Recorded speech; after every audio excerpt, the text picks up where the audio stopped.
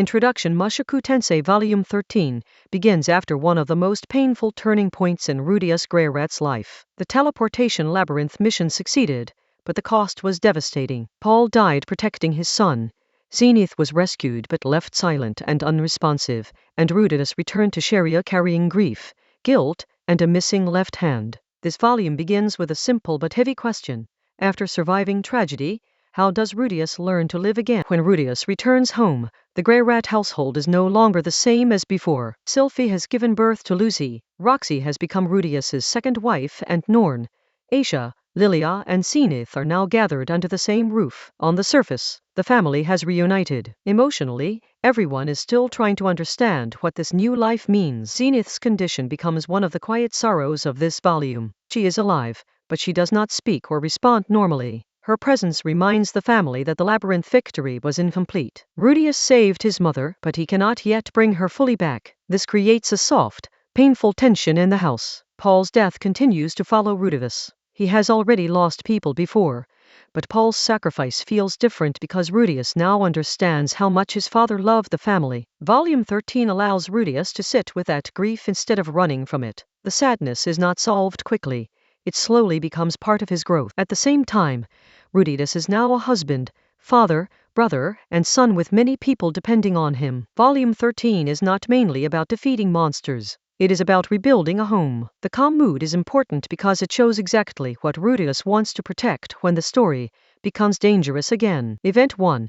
Rudeus returns to a completely different life. Event 1 focuses on Rudeus returning to a completely different life. Before leaving Sharia, he was Sylphie's husband and an expectant father. When he comes back, it is grieving Paul's death, caring for Zenith, adjusting to life with one hand, and introducing Roxy as his second wife. His home is full, but peace does not come automatically. Sylphie accepts Roxy, but that does not mean the situation is simple. She loves Rudeus and wants to support him, yet it is natural for her to feel uncertain. Roxy was Rudeus's childhood teacher and someone he admired for years.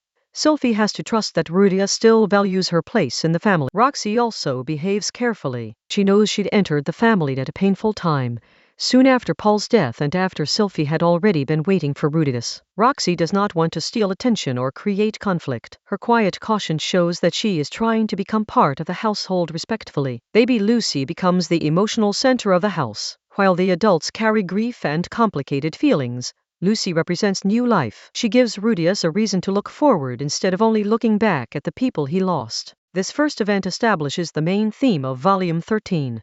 Family is not just something Rudeus receives, it is something he must actively build. He has to communicate, listen, and make sure every person under his roof feels secure. Event 2. Roxy becomes a university teacher. Event 2 begins when Roxy decides that she does not want to stay at home without a role. She is a skilled magician, an experienced adventurer, and the first person who taught Rudeus magic. Teaching is deeply connected to who she is, so she applies for a position at the Ranoa University of Magic. The university recognizes Roxy's background and ability. She previously studied there, and her experience makes her a strong candidate. Being accepted as a teacher gives her a professional identity in Sharia, separate from being Rudeus's wife. Rudeus introduces Roxy to his university friends, but the moment is awkward because everyone already knows Sylphie as his wife. Now he must explain that Roxy is also his wife. This forces Rudeus to stop hiding behind hesitation and openly acknowledge the family structure he has chosen. Roxy introduces herself as Roxy M. Greyrat. This is an important emotional step because she is not hiding, apologizing, or pretending to be less important. She accepts the Greyrat name publicly and places herself inside Rudeus's life with confidence. Some students react with surprise because the Millis faith does not approve of polygamy, but Rudeus does not follow that religion, and the family must live according to their own choices. Roxy becoming a teacher helps stabilize her place in the story and in the household. Event 3.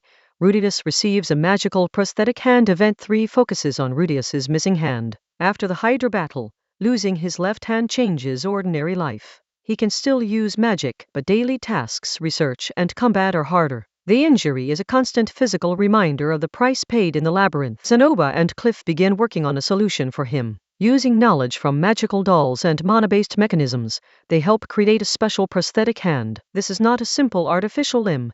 It responds through mana and allows Rudius to grip and manipulate objects again. The completed hand shows how science, magic, and friendship combine in Rudius's life. Zenoba's obsession with dolls, Cliff's technical talent, and Rudius's mana all come together to solve a rival problem. The scene also shows how much Rudius's friends care about him. Rudius tests the new hand and begins regaining practical independence. It does not erase the injury or make the loss meaningless, but it allows him to move forward. This is one of Volume 13's clearest examples of recovery. The damage remains, but life adapts around it. Rudius names the device Zaref's prosthetic hand. The name gives the invention emotional weight and turns it into more than equipment. It becomes a symbol of survival, ingenuity, and the support network that now surrounds Rudius in Cheria. Event 4. Norn asks Rudius to train her. Event 4 begins with Norn asking Rudius to teach her swordsmanship. Norn has always struggled with inferiority, because Rudius is powerful and Aisha is naturally capable. Training gives her a chance to build confidence through effort instead of talent. Rudius agrees, but he does not treat the training lightly. He starts with basic movement, stamina, and discipline. Norn quickly learns that sword practice is exhausting and frustrating. Her progress is slow, but that is exactly why it matters. One of Norn's biggest problems is hesitation.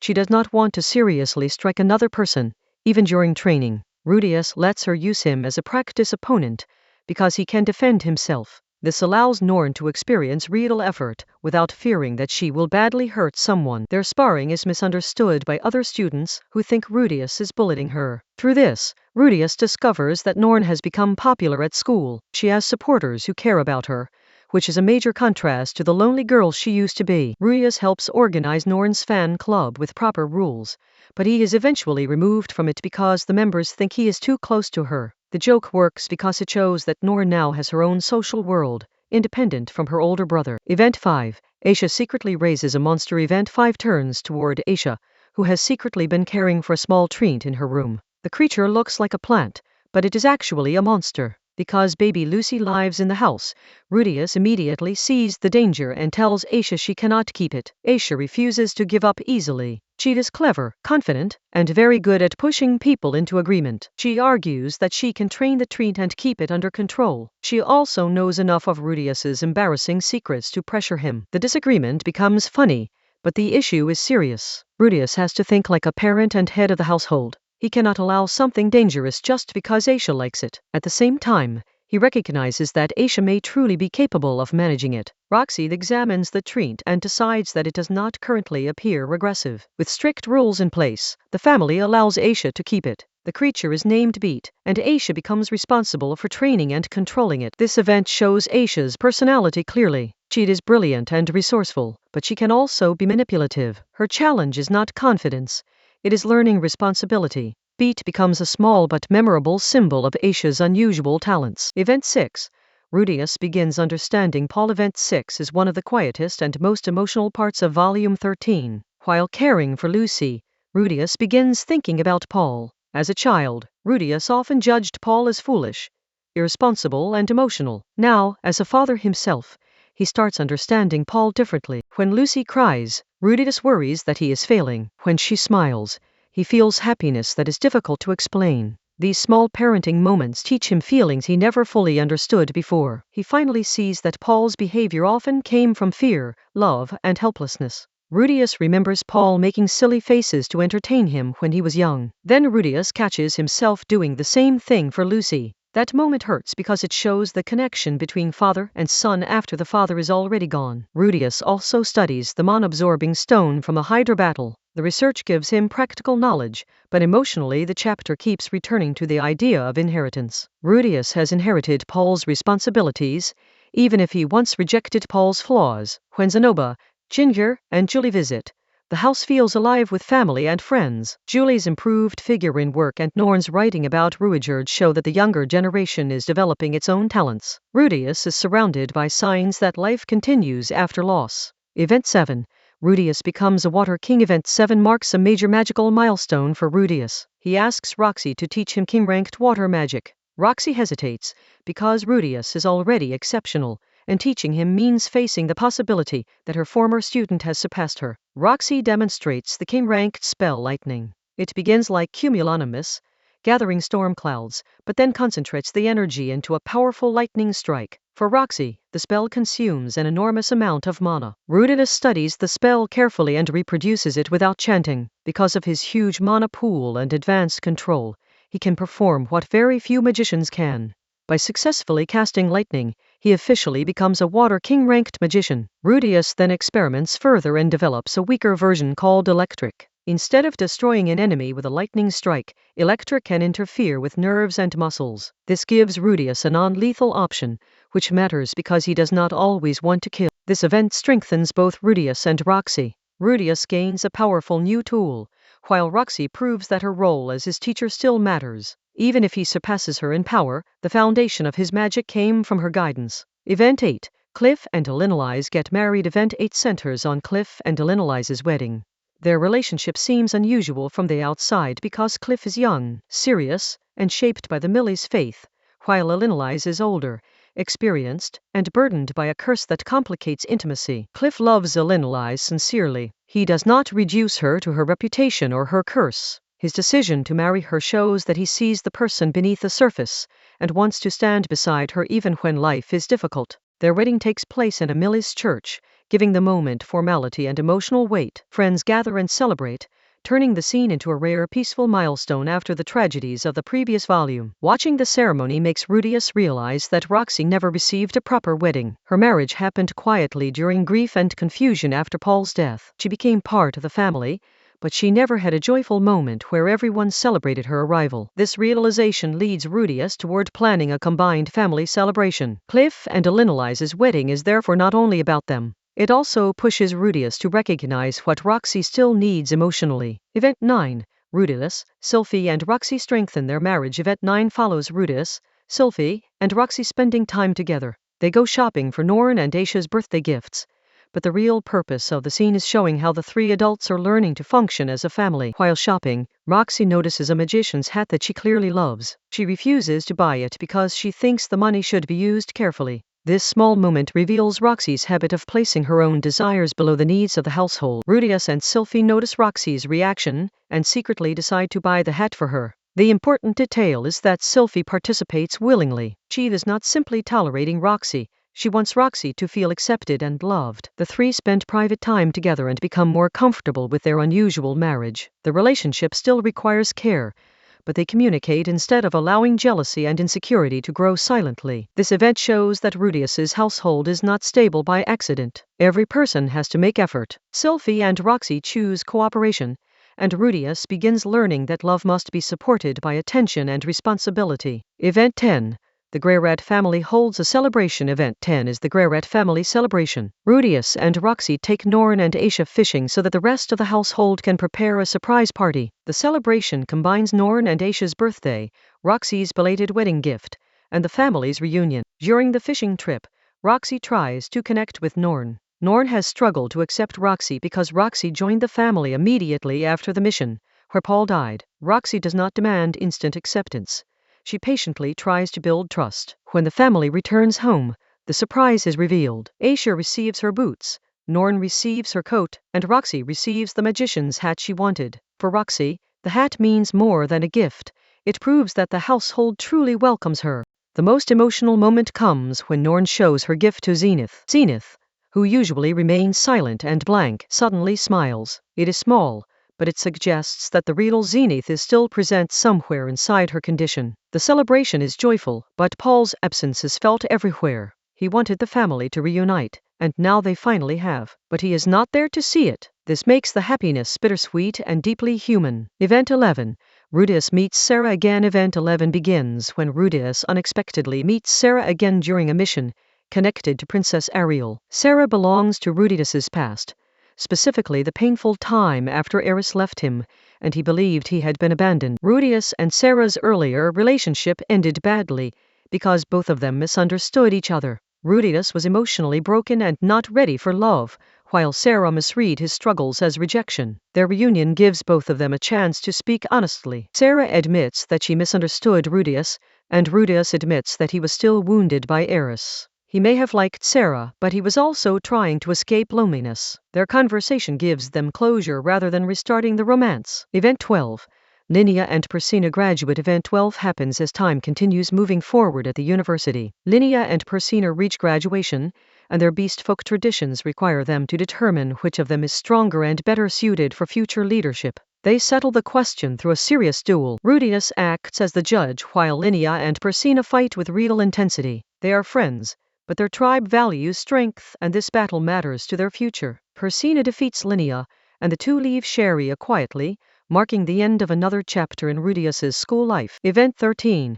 Nanahoshi summons something from Earth. Event 13 focuses on Nanahoshi's summoning research. Her goal is to return to Earth because unlike Rudius, she did not reincarnate as a baby. Her original body was transported into this world, so she still sees Earth as her real home. Nanahoshi, Rudius, Cliff, and Zenoba prepare a new experiment. The summoning circle requires a massive amount of mana, and Rudius supplies it. Everyone understands that even a small success could change everything about Nanahoshi's future. The experiment produces a watermelon. At first, this seems strange and almost disappointing, but the fruit contains no seeds. That detail is crucial because seedless watermelon points to agricultural techniques from Earth, not something naturally expected in this world. Nanahoshi concludes that the watermelon was genuinely summoned from Earth. This is a major breakthrough because it proves physical matter can cross between worlds. Her dream of returning home may not be impossible after all. The breakthrough also reveals the next obstacle. To move further, Nanahoshi needs the help of Peruginus Dola, the armored dragon king, who lives in the floating fortress Chaos Breaker. This directly sets up the next volume. Extra ending. Eris continues her brutal training. The extra ending shifts away from Rudius and returns to Eris at the Sword Sanctum. While Rudius builds a peaceful home in Sharia, Eris continues brutal training because she still wants to become strong enough to stand beside him. Eris never intended to abandon Rudius forever. After seeing Orsted overpower them, she believed she was too weak to protect him. Her decision to leave came from determination, but her short message caused Rudius to misunderstand it as rejection. At the Sword Sanctum, Eris spars with powerful swordswomen such as Nina and Isolde. These fights push her technique, timing, and instincts. She is not training for pride alone. Every strike is connected to her wish to protect Rudius. The results of the sparring show that strength is not as simple as rank. One fighter may beat another but lose against someone else. Style, compatibility, experience, and mental condition all matter. This prepares the audience for future battles where rankings alone are not enough. Eris keeps moving forward with one goal in mind, returning to Rudius stronger than before. But she does not know how much his life has changed. She does not know about Sylphie, Roxy, or Lucy. Their reunion is being prepared as both emotional and complicated. Volume 13 ending explained. By the end of Volume 13, Rudius seems closer than ever to the life he wanted. He has a home, 2 loving wives, a daughter, his sisters nearby, and his mother alive. After so much suffering, ordinary family life becomes a victory. Rudius has also grown stronger. He becomes a water king, gains a magical prosthetic hand, and continues developing as a magician and researcher. His power is increasing, but the volume makes it clear that strength alone is not the point. He wants to protect peace, not chase glory. Nanahoshi's experiment changes the direction of the story. Summoning a seedless watermelon from Earth proves that the connection between worlds is real. The next step requires Peruginus, which means the story is about to move beyond quiet school life. Peruginus and Chaos Breaker entering the story signal that larger mysteries are approaching. Teleportation, summoning, ancient heroes, and the deeper structure of the world will become more important. The peaceful family arc is slowly connecting back to the main conflict. Volume 13 closes as the calm before the storm. Rudius has finally built something worth protecting. Nanahoshi is getting closer to the truth. Eris is preparing to return, and unseen danger still waits ahead. The next volumes will test whether Rudius can defend the life he has created.